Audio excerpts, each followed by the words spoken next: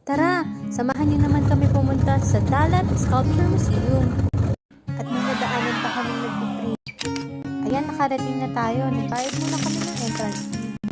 Bago pala kami nakarating dito, sumakay kami ng Grab. Nagbayad kami ng 172,000. Kontratahin nyo na yung Grab kasi mahirap pumunta dito. Around 30 minutes ang biyahe. Dumating kami around 4 p.m. Halos wala talagang tao at kami lang ang nandito. Kaya enjoy na enjoy namin ang bawat structure na nakikita namin.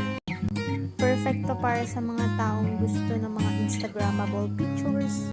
Perfect din to sa mga taong gustong naglalakad lang habang nagre-relax at binusog ang mata sa mga nakikita. Meron din ditong mga snacks, burgers around the area. Ay, ayan, ito ginagawa pa lang nung pumunta kami. Meron din ditong mga nakapaligid na flowers. Sobrang romantic lang ang ambience. Ito naman yung sikat na pinipicturean dito sa dalat. O, diba? Pack yung mga flowers.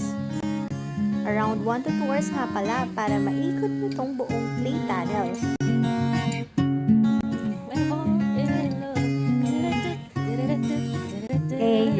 Napakanta na ako. O siya, hanggang dito na lang.